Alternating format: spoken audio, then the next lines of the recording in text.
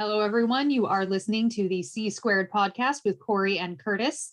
Today, we are here with James Shotwell, music marketing professional. He's got his hands in a lot of different pies, does things for Haulix. He writes, he does bios, he does management, promotion, you name it. He's probably doing it or has done it at some point in time in his life.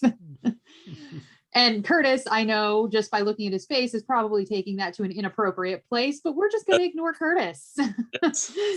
So first, I just want to say thank you for coming on the show and dealing with our BS. No problem. We're happy to have you here. Me.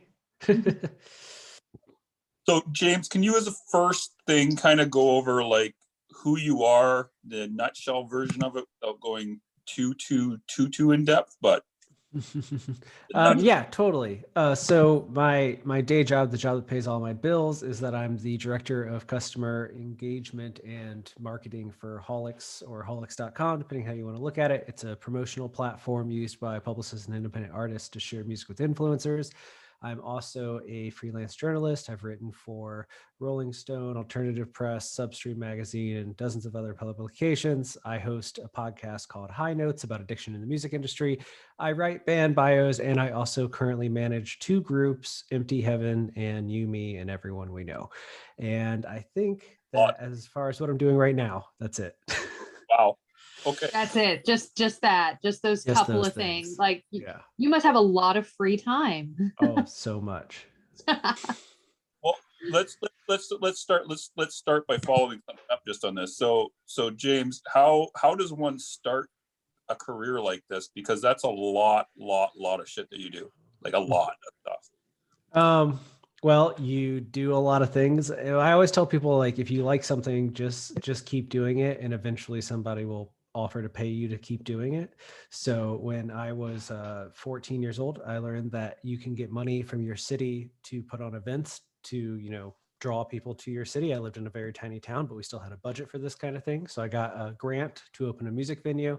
I did that and booked shows and did all that jazz until I went to college for music business, started a music blog, sold the music blog to one of those big startup tech companies that just gobbled it up and threw it away, and used that as a launching pad to network with people such as yourself and all sorts of publicists in all corners of the internet who have continuously helped me get more opportunities as time goes on. I got my job at Haulix because I tweeted at the company. I was a person who used to receive the promotions that they sent out. I still do, but I was then as well. And I emailed the company and asked them, if they needed any help with marketing. They wrote back and said, what were you thinking? The rest is 8 years of history at this point. And then everything else, it just kind of comes up as it goes. I never really thought about getting into bio writing until somebody one day asked me if I did it. And I was like, oh, people pay money for that. Oh, then yeah, I can totally write a bio. It seems possible. So, I just kind of fell into it, and managing bands is kind of the same thing. My job at Haulix involves a lot of educational offerings. So we do a YouTube channel, we have podcasts, we have a blog, all that I kind of maintain and control. And it's always about how to improve your career. So artists started reaching out to me and were like, why do I just read this when I could just, pay you to do it for me all the time? And that's worked out so far pretty well. So it's really just been about, keeping that snowball rolling down the hill. How do you get so you're pretty active, I would say, just as an understatement. So now you said Haulix is basically the thing that pays your bills. So why do you do all the rest of the other stuff in addition to the Haulix thing, which I know is 24/7 because I've emailed you at 2 o'clock and I've gotten an answer. Well, I just, it's what I like. I have a really hard time saying no to stuff. So if people offer me something, I want to do it. And I don't really have I wish I had expensive hobbies or something to justify all the extra hustle, but really I like to eat out a lot. I don't know, go to the movies, go on vacation.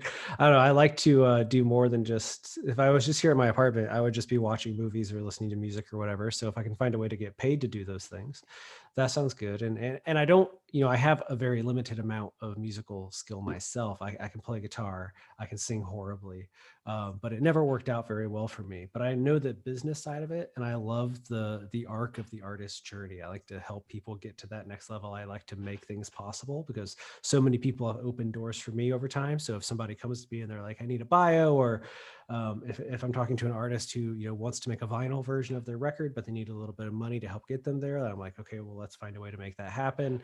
I like kind of, helping people get closer to doing the thing they love, because that's kind of like what I love to do, I guess.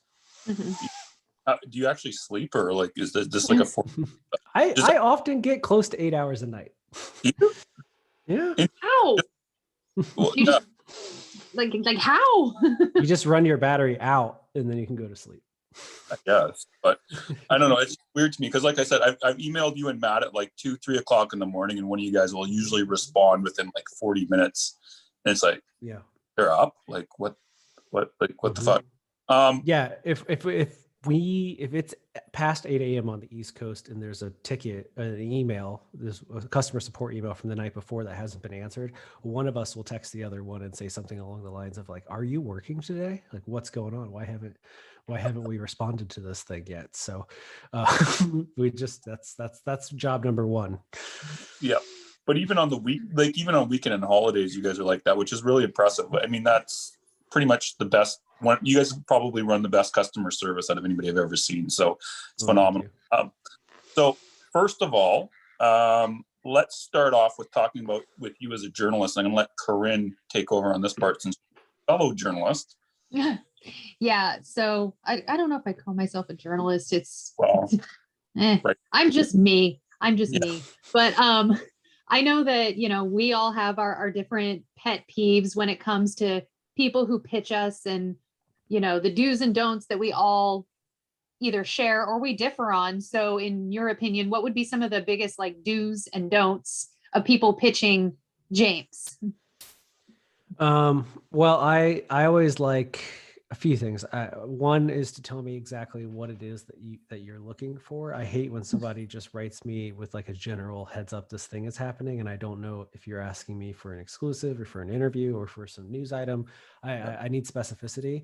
And then the second thing that I typically always ask is that you come to me with with an angle of some kind to your story. So there are plenty of people that will just, post any song that comes out or any video that comes out, and that's great. But I typically, because of how much limited time I have to do some of these things, I prefer that somebody come to me with like a very specific story that they're trying to tell, and they want me to help tell that story, and then I'm more open to it. But if you're just like, so-and-so has an album coming out, we'd love to set something up, it's like, now you gotta give me a few more pieces to the puzzle. Like, yeah. what James? Like what would be the piece to the puzzle? Sorry, Corinne, I just want to ask that. Well, so when if there's ever something I want to write about that I can't sell a really good pitch for, rather than just giving it somewhere for free, I have a Substack newsletter that I maintain called Spin Cycle. So sometimes when, like recently, there was this Ben Howard record that came out. He's the singer-songwriter from the UK that I love. And I had when they came to me with it, they were like, here's what the album is, here's what it's about. They understood that something that I write about a lot is kind of an existentialist take on like what songwriters are trying to tackle, and songs that are kind of addressing the really big questions of life. And so they kind of came to me with like, this album is about that, and his other songs are about that, but he always puts it through this very specific lens that I think would appeal to you. And I was already familiar with him, I was already kind of interested in the record, but knowing that like he was writing an album that was about the things that they knew that I like to write about, it made me far more open to being like, oh, of course I'll write something. And then when I couldn't sell the idea somewhere, I just wrote about it anyways. And I sent it to them, and they do with it whatever they want, put it in a report. But I was more inclined to want to write about it because you kind of met me in the middle. You're like, these are the things that you write about and that you like to talk about. Here's an artist who's doing those things, so maybe you would like to write about them. Like all prepared. Okay. Sorry, I cut you off, Corinne. No, that's actually what I was going to ask. He has this really, really bad habit of stealing he'll just jump in and steal my questions and just stomp all over me because he's super mean. I'm hiding. No, so that's what I was going to ask. But so on that same topic, what is probably the biggest mistake you've seen someone make in a pitch? Like the most, what the hell were you thinking when you sent this kind of a moment? Ooh. Well, I mean, there's a billion of those. One that annoys me, that isn't really a mistake, but that annoys me is I really have a pet peeve when people invent genres because they don't have a better way to sell the thing that they're promoting. So like, Oh I'm all God. for being like, you have a creative genre, but yesterday I got a press release for something from somebody I didn't know that pitched me kind of blindly. And the first line described their artist as a cosmic country artist. And I was like, what does that mean? It didn't tell me anything about the artist. It just seemed like it was an alliteration they made up to make their artist seem more interesting, when the rest of the press release was like, they put out a single, it's available here. Please let us know if you'd like to cover it.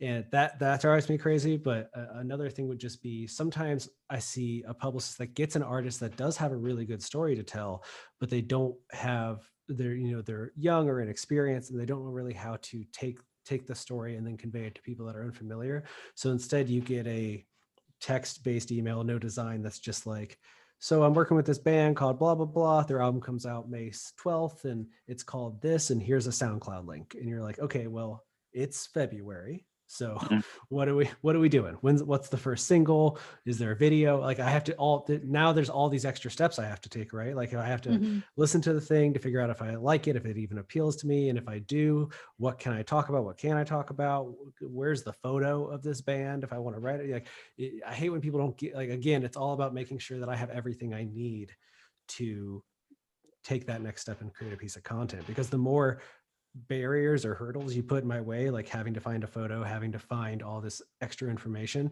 the less likely I am to do it, because that's all this extra time is going to take me. Exactly. And the thing most people don't realize about, us journalists is most of us are doing this either for free or very, very cheap. And we get hundreds and hundreds and hundreds of requests a day. So the person who makes it easy on us is generally going to be the one that gets the coverage. Yes. Unless it's something I'm really, really into, and then I will dig.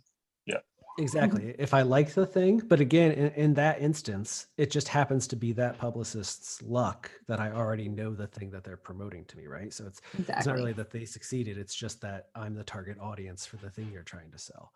Yeah. But for new artists, and that's something that I wrestle with the artists that I manage. I'll send press releases sometimes, and like sometimes it's just a matter of your artist wants the press release to go out, even though they don't have a thing to. You're just like, all right, I'll throw it into the void, but there's. Yeah. Curtis knows. You throw it into the void. Who cares? All the time. And you're like, dude, there's nothing here. And they're like, send it in. Like, no. And then they're like, paying you. And you're like, oh, that's right. Yes, sir. On it. Yeah. So when I kind of reverse engineer it for artists, what I'll do is, rather than be like, I'll ask them where they want to end up. And that's always some Rolling Stone or whatever. Yeah. And then I'll try to bring them blogs that I really like. Like recently, there's this really new one in the alternative space called Soft Sound Press that I absolutely love the ladies that run it. And so for one of my artists, Empty Heaven, recently, he's kind of a strange act. It's really hard to place on a lot of sites, but I knew that they would like it. And they wrote a really heartfelt, big piece where I was like, this is way more valuable to us than like getting one of the top 46 songs of a day post on another site. And so sometimes it's just about, helping them understand that we want people to tell the story rather than just blast the thing into the ether. Yeah, and that's another thing that a lot of people don't realize is when you're a smaller band, getting that long form content is going to be so much more valuable than getting, say, onto a huge blog's Facebook page where they just post your video, because chances are the algorithm is going to throttle you simply because you're small. But the long form content, that will help you SEO wise and in so many other ways, because you'll actually be able to reach the right people. Question, James, just as a follow-up point on that. So when you like you do both the pitching and you also receive pitches, obviously, and you also probably see almost every pitch under this star, just Haulix could probably view most people's accounts, I would imagine. So what do you think is the most common error made by publicists or bands when pitching? I think it's a lot. I think that the thing that I see the most that frustrates me, it all comes back to just like, you're not finding the story. I get so many blasts from Haulix clients and from everyone else that's like a press release about the thing, but not the story about the thing. And like, I'm always looking for the story. And I never click on something that's just an invitation to listen to something that's like, they're from here, they play rock music, here's the new single. Like, that's never going to get me to click on it. Like, I just don't have, it's just not going to happen.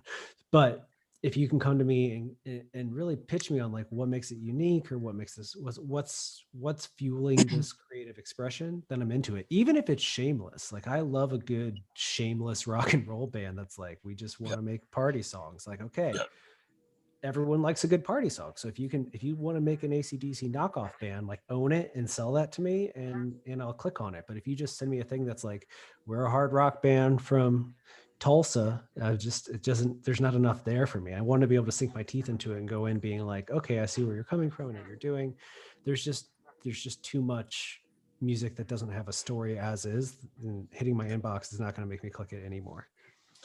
Well, it'd also be like, I mean, like, you two both write for different publications and stuff like that. So you might not be quite as needing content as other journalists are. So it might be a little bit different for you guys. But how do I want to ask this question? Like, how do you kind of pick and choose then? Like, let's say you get a bunch of like, I'm assuming you get a lot of pictures in the day, I assume. So how do you kind of filter out who you want to cover if you get like multiple good pitches a day, if that makes sense?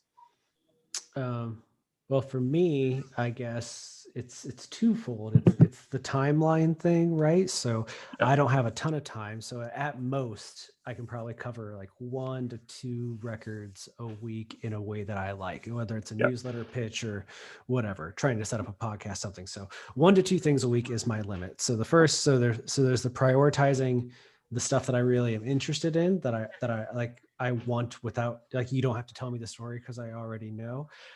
Like John Freeman and Amy Ciaretta right now are pitching this new Atreyu record. I really like Atreyu. I want to hear. So I'm immediately like, okay, when that album comes out, that's one of the 2 things that I'm going to write about that week.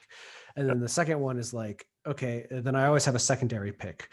But once those 2 slots are filled in my mind, the rest is just kind of, it's just a daze. Like, if it takes a lot to break through the noise, but that's just because I have my own limits, which I think is kind of the thing that people don't always estimate. Like, yesterday was Friday, and between my Substream email, my personal email, and my Haulix email, I got over 200 emails yesterday easily that were just pitches and releases and promos. And so of all of that, 1% is going to get covered, if that.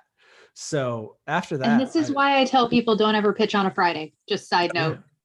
If you're a small band, don't release your stuff on a Friday.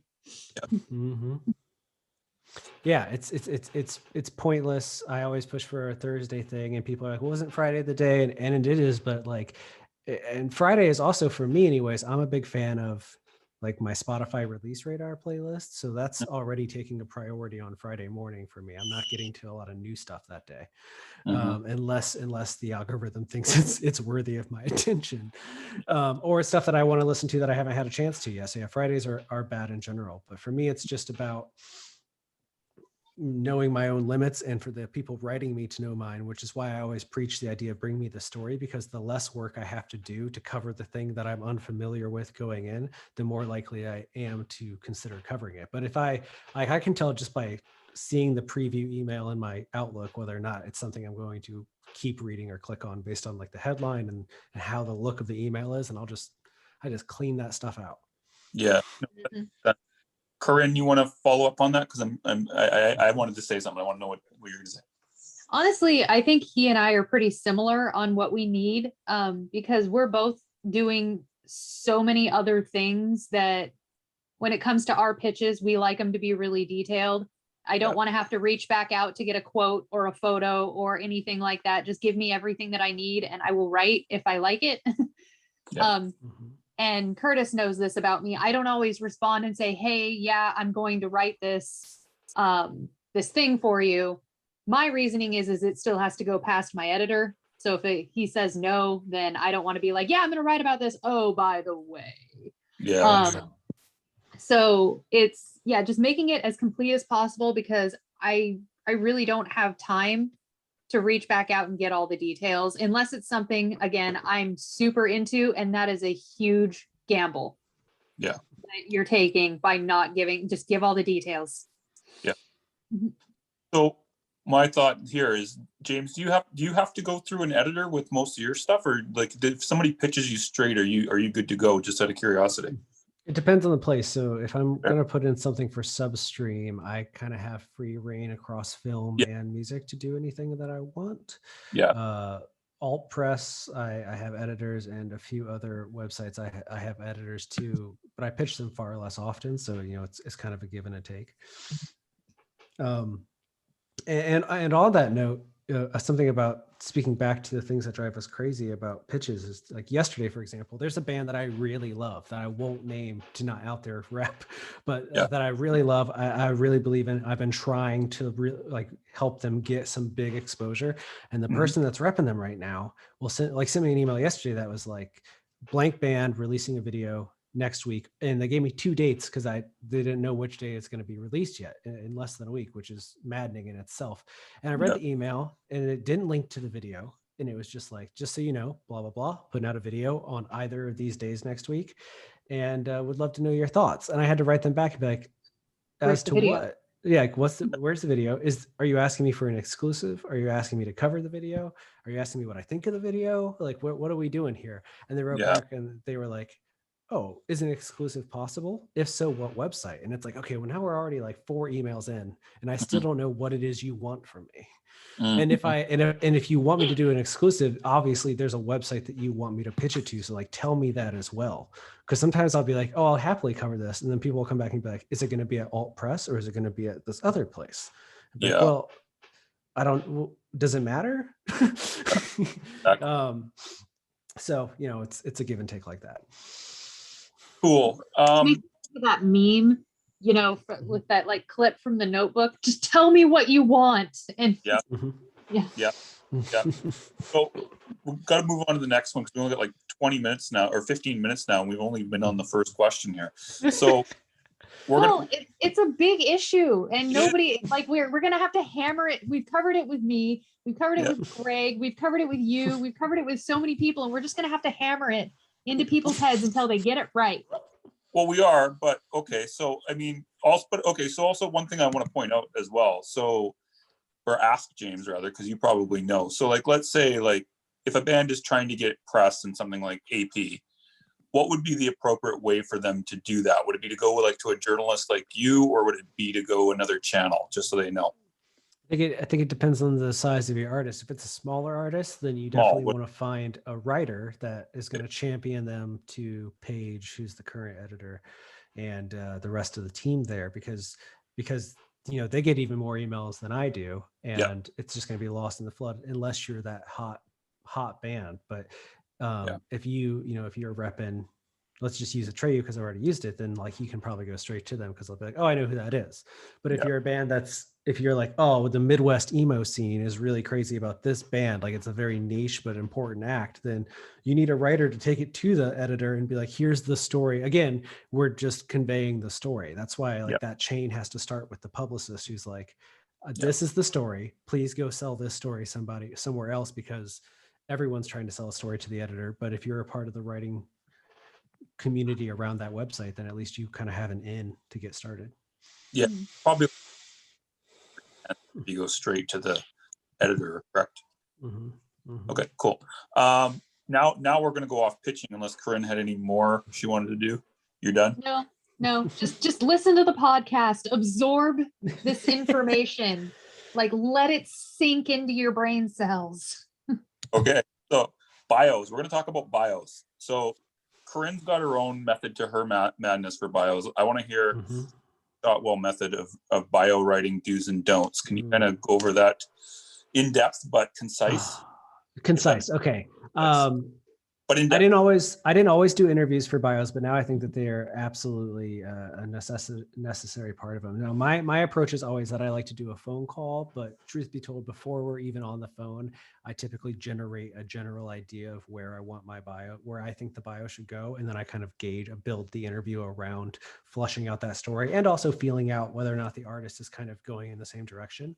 And then as a rule of thumb for me as a writer, one question, James. Go ahead. Before you get on the phone call, just out of curiosity, how much research have you done prior to the phone call? I mean, I've heard the album usually I should say. Cool. I've heard whatever it is that they're going to release in the near future. And, I've listened to the catalog, and 9 times out of 10, I've tried to dig through my emails or their Spotify account to read what their current bio is, to see like what they've done in the past. And then in terms of like pitching it, I know that there are at least two schools of thought on it. Some people believe that you should give everybody one, say like, this is the bio that I've chosen to write for you, take it or leave it.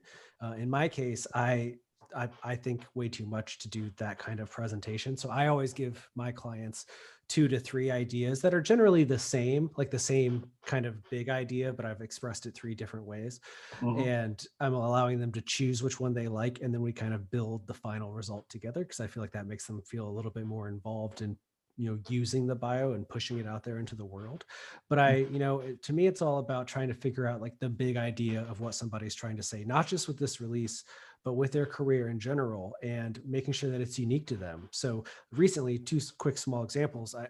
There's this band Free Throw that's on Triple Crown Records. I just did a bio for something that they're doing in the near future. And, these are 3 guys. The band's been together for over a decade. So they're now all in their 30s. They come from that pop punk, alt pop world of teenagers, but now they're in their 30s with bills, and they needed a bio that reflected the fact that they're writing songs for people in their 30s now and not people in their teen years. But there's a clear through line narratively in their music that if you've been following the band, this is still the band you've always loved. But now we're talking about how once you quote unquote actualize your dreams, you still got to live the rest of your life, and what that kind of struggle is like. And then on another coin, I just did a bio for this artist, Extra Large Holiday Card. It's a side project of the songwriter for Hot Mulligan. And when I did his last one, and it was a very formal, very like deep artistic expression bio. And this time around, he was like, I kind of hate bios. I want to write like the anti-bio. So I think the first line of his bio is like, Extra Large Holiday Card is the side project of Hot Mulligan singer-songwriter Chris Freeman. He thinks bios are bullshit, but he thinks his songs are pretty good. And it's just like a really short and sweet bio that kind of matches what he wanted to do. So it's kind of also about feeling out, what is the aesthetic of what we're trying to do here? Not everyone needs the definitive bio on their music. Sometimes the bio can be an extension of the brand or the aesthetic of what you're trying to sell. And so I really just try to be malleable in that way. But overall, I'm looking to just kind of find the sameness in an artist's music. Like, what is the general theme, the through line of the thing that you're making? Great thoughts and questions on that. Oh, he's definitely more in depth than I am. I'm one of those people that I give them one bio, but I do a lot of research into the band before I do their one bio, and I always give them this is the rough draft. Tell me if I'm in the right ballpark, and then I go back and make any changes or adjustments that they need. But yeah, your approach is extremely thorough, and you probably write amazing bios because of it. I don't know about that. I just sometimes I'm like, maybe this one's a little too weird, but the problem with writing 3 bio examples is that I always have a favorite. I always have the one I would give them if I could only give them one, and they never pick that one. They always pick option 2 or 3, and they build off of it, which has taught me, like, that's why I have to keep doing it that way, because I'll always send it off and be like, I only wrote 2 that I like, but I sent them 3 because the third one, I was like, whatever, this is another way of saying the same thing, I guess. And they'll be like, I like that third one. It's perfect. Don't change a word. And I'm like, fine. Oh, actually, Corinne, I'll let you, did you have a follow-up before I ask? Nope, I didn't have a follow-up. Okay, cool. So now, roughly how much should a band be looking at to pay for a bio? Like, I mean, yours are pretty in depth. I don't know how much do you charge? Are you willing to say? It's a sliding scale. So and that's what I always tell people. So like right now, there's a management company that I typically, I think I write every artist's bio in that company, not in an official Wow. deal or any way, but because of my how I kind of negotiated with them was I'll take a lower rate of like 150 to 200 per bio, but I want you to bring every client to me so that it's steady Yeah. income Yeah. versus I wrote the Islander bio for Better Noise Records back in December. And they came to me and were like, we have $400 to write a bio. Can you do it? And I was like, yes. I was like, Yes, I sure. can. Yeah. When do you need it by? Oh, darn, you're going to make me. Yeah, but yesterday, an artist I manage that doesn't have a budget to work with right now, he needed a bio for $50, and I knew a writer who wants to break into writing bios, and who was like, "I'll do it for a T-shirt," and I was like, "Well, $50 will mean the world to them." So it's I try to be flexible with it. So I work with the artist. If they come to me and they say we have this big of a budget, I'll try to make it work with them. But I never take less than 100 if I can help it. But I try to do 150 to 250 generally speaking, and then unless a major player comes along with like can you do it for a stupid amount of money? And the answer is always yes. Of course, do that for Is you. $5,000 reasonable for one of your bios? Oh, Well, let me yes. just, I will make an exception. Yeah, exactly. So yeah, exactly. so roughly between they'll need like 50 at the low end to say $300 at the high end for someone that's more experienced. Is what you're saying. Yeah, Okay. absolutely. And I also I try to make it as businessy as possible where I'll give you a deal, but you have to kind of refer other people to me in the future. Yeah. And then I've even offered kickbacks to people where it's like I had an artist that I did a bio for let's say 200, and then a few weeks later another artist came to me and said, oh, so and so told me to use you because you wrote their bio and I really liked it. And I just sent the other artist $50 back because I was like, I'll just give you part of what I make from this next artist. Let's keep this program going. Yeah. One of the things with PR, sometimes they'll like a credit if they refer someone, like, and then that keeps the cycle going, right? Do we have anything else on bios, Corinne, before we move on to the next question? No, I think that's, good information for people on what to expect. And actually, wait, what do you think is the best way to order a bio? So like, from most important to least important is kind of how I order things. So, obviously what the band's working on now, and then I go into like history and members and influences. And then I always end on what to look forward to. So what's going to be coming up next and what their plans are for the future. But what is your way of ordering a bio? Interesting. Okay. I like that a lot. So I will mention whatever the newest thing is. And if there's a chance to work in the catalog at all, I will. But generally speaking, my bios always start with a thesis statement of sorts. So like for the free throw one, I don't know not the one that they're using, but I know that one of the other options started with like, when life as they knew it went on hold in 2020, free throw got to work. And so like the whole thing is like, this is a record made during the pandemic. That's not about the pandemic, but like, this is how we've spent the last year of our lives. Or I did this band last year called Early Humans, who write these really big songs about like the state of being, basically. So, the bio started with like, this is a band that wrestles with why we're here. And then we kind of break down what that means and all these different facets of it. So I try to look at it as like, when I'm talking to an artist, I always ask every single one, if you could tell anybody what it is that you write about, what do you think it is that you write about?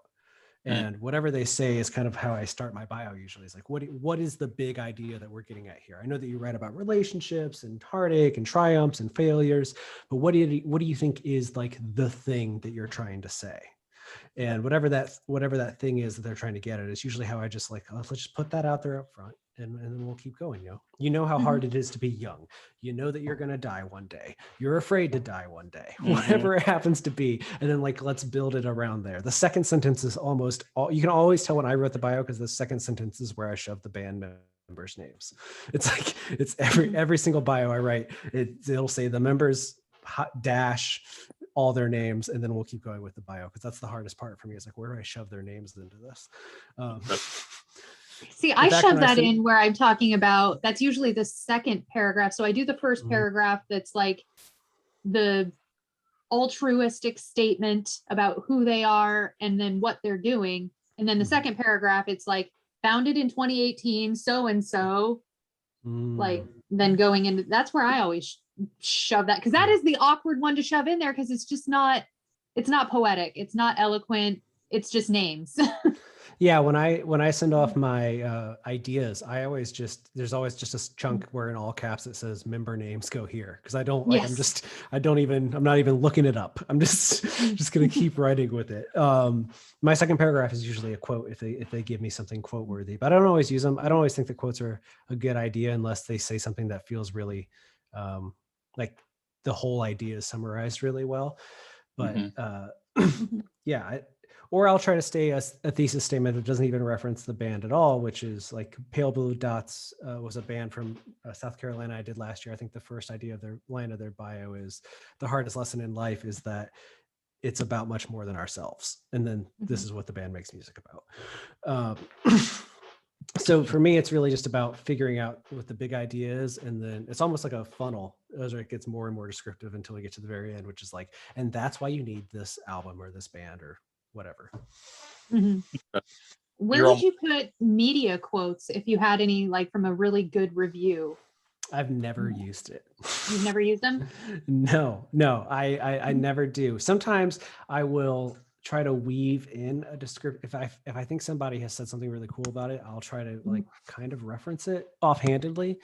But there's only been one band whose bio I can think of where they came back to me and were like, they need you to mention these specific, like this was a smaller band that wanted everyone to know that they had played South by Southwest and all these other like events. And they're like, you have to mention this in the bio. And I was like, all right. So I just like added it at the end of a paragraph because I was like, I don't know why you want this in here, but let's make it work. Interesting. So Corinne, do you have any more on bios? We're running out of time, so we're probably we're running out of time, so we should move on to the next one. Yeah, we need, let's lightning round this. Lightning round for sure. So this is going to be for lightning round, James. So can you kind of go over TikTok basically, because you're the evangelist of TikTok, or at least yeah. I mean, I'm a big fan of TikTok. I recommend all of my artists do it. I think that it's all about, it's a really good way to let people into your world and into your music. We're actually putting out a video on our YouTube channel, youtube.com/musicbiz next week. That is 11 ways to promote your new single on TikTok, but there's just so many different ways to show off who you are. And honestly, I have discovered so many artists that even if I don't end up loving their careers or following them for the rest of my life or anything like that, the only reason that I end up on their Spotify page is because they make a TikTok that I take an interest in what they're doing, whether it's a personal story about writing the music or where the songs come from, some bio about, the history of their career, or something really personal. I mean, there's an artist called Carol's Daughter who, when her song was first on the radio, she made a TikTok that was just her mom hearing her song on the radio for the first time, and her mom started to cry. And I was like, I'm going to go listen to that song now because I've shared this really intimate family moment with them. I just think that it's a really cool app that allows you to express yourself in a way that is more free than almost any of the other social media apps out there. And there you can form a really unique kind of engagement with your audience that way. So I recommend everyone do it, but do it on your own terms. So if you don't want to talk about your music and you just want to be a weirdo, go for it. If you want to teach people something, do that as well. But yeah, there's a lot of tips and tricks out there on our YouTube channel for people that want to learn about that. What ask back and do talk more about this, but before we end off, I do want to do a couple follow-up questions on this. So the common objection that I get from bands for being on TikTok is that the audience is too young. Now you're in your 30s, correct? Yeah, 33 years old. 33 years old. Okay, Corinne's 32. I'm 44. The only person here that doesn't watch TikTok is Corinne, I think. But I surf it just looking for funny videos, and my band always sends me random funny videos for like just. But they're also in their 40s and they're still on TikTok. So there you go. So how would you handle a band that is going to tell you that their audience is not that young and they shouldn't be on TikTok? I want to hear the James Shotwell sales pitch. TikTok is an app for all ages. There are over 100 million people in the United States that use TikTok on a regular basis, at least once a month. The number worldwide is even larger. About 50% of all young people worldwide that have a cell phone are on TikTok. In the Wow. United States, people between the ages of 18 and 34 spend on average over 20 hours a month on TikTok. Wow. Most people check it 12 times a day. It's insane.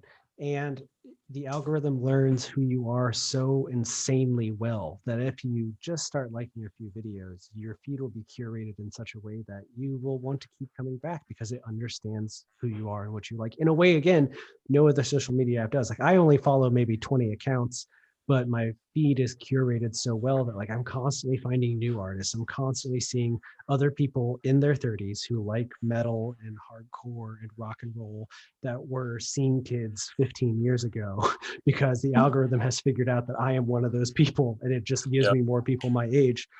And it's just, as much as it is intrusive in countless ways, that the intrusive nature makes it incredibly good at servicing you great content. And if you're making things that are interesting and people like the kind of stuff that you do, even tangentially, you'll get seen on that platform in a way that Twitter and Instagram and Facebook just can never replicate, just because of how much those platforms rely very heavily on following stuff. TikTok isn't that way. It's just about liking things, and you get much better content as a result. Interesting. What kind of things would you recommend people post? Just like for somebody who's hesitant to use TikTok, somebody who doesn't really understand it all that well, what are some good jumping off type posts? Always do an introductory post. A quick way to get followers and end up on the For You page, which is the main feed that everybody sees when they open their app, is to go into create a post, and you can look at the sounds that are trending right now, the most popular sounds on the app. Choose one of those sounds, and you can turn the volume on the sound all the way to 0. And just because that sound is trending, your video will get seen by more people. So do some introductory posts. Tell them who you, yeah, absolutely. That is a good tip, folks. Write that one down. Yeah. The most viewed content is between 7 and 16 seconds long. So don't be afraid to be short with it. Make some weird short stuff. Just tell people who you are, tell them to come back, or make a compilation of footage of things that you've done on the road and do a narrative bit over the top of it. Or easiest song promotion idea is just to do some lip syncing videos to your own single and use it. But taking the most popular song, turning the volume all the way down, and then doing whatever the heck you want will guarantee you a large amount of exposure on the platform. Interesting. I'm going to get someone to do that today, and we're going to test this out. And if this works, like you say, we're going to be calling you a genius on Twitter. Okay. I think that's all the time we got for today, James. I'm going to have to reschedule you to come back. We get through half the questions today.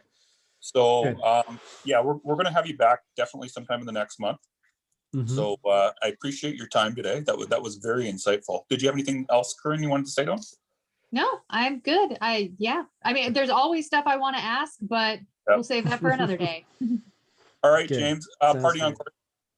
Party on, Curtis. Party on, James.